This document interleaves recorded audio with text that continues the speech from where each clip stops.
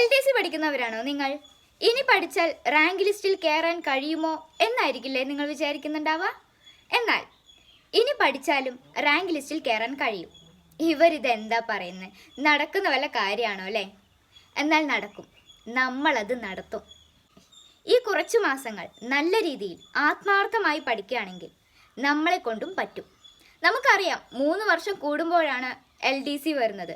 അതുകൊണ്ട് തന്നെ നല്ല രീതിയിൽ കോമ്പറ്റീഷൻ ഉണ്ടാവും. അതുപോലെ നല്ല രീതിയിൽ നിയമനം നടക്കുന്ന ഒരു തസ്തിക കൂടിയാണ് LDC. നമുക്കതിൻ്റെ മാർക്കൊന്ന് നോക്കാം. 10 മാർക്കാണ് maths, 10 mark Malayalam, 10 mark English, 20 mark current affairs. അപ്പോൾ എത്രയായി? 50 മാർക്ക് അല്ലേ? ഇത് പക്കയായിട്ട് പഠിക്കുകയാണെങ്കിൽ 50-ൽ 45 മാർക്ക് കിട്ടൂലേ?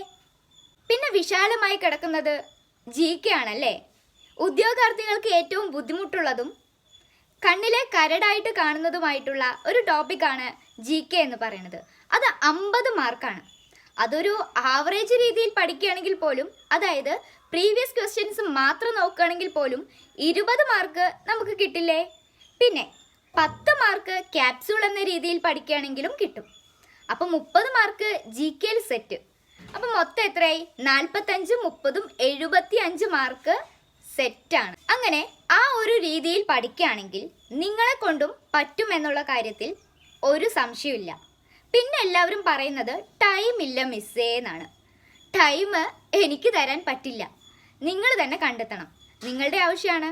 സിസ്റ്റമാറ്റിക്കായി ഒരു ടൈം ടേബിളൊക്കെ വെച്ച് ഇനി എൻ്റെ തല പോയാലും ഞാൻ ആ ടൈം ടേബിൾ അനുസരിച്ചേ പഠിക്കൂ എന്ന് നിങ്ങൾ തീരുമാനിക്കുക, എന്നിട്ട് പഠിക്കും. അതുപോലെ തന്നെ ട്രാവൽ ചെയ്യുന്നവരാണെങ്കിൽ യൂട്യൂബിൽ ക്ലാസ് കാണാമല്ലോ.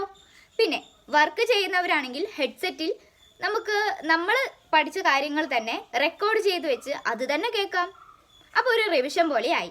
അതുപോലെ തന്നെ വാരി വലിച്ചു പഠിക്കാതെ ആവശ്യമുള്ളത് മാത്രം പഠിക്കാനായിട്ട് ശ്രമിക്കുക. ഇനി വേണ്ടത് സ്മാർട്ട് വർക്കാണ്. എത്രയും കുറഞ്ഞ ടൈമിൽ കണ്ടന്റ് പഠിച്ചെടുക്കുക എന്നതായിരിക്കണം ഇനിയുള്ള നിങ്ങളുടെ ലക്ഷ്യം.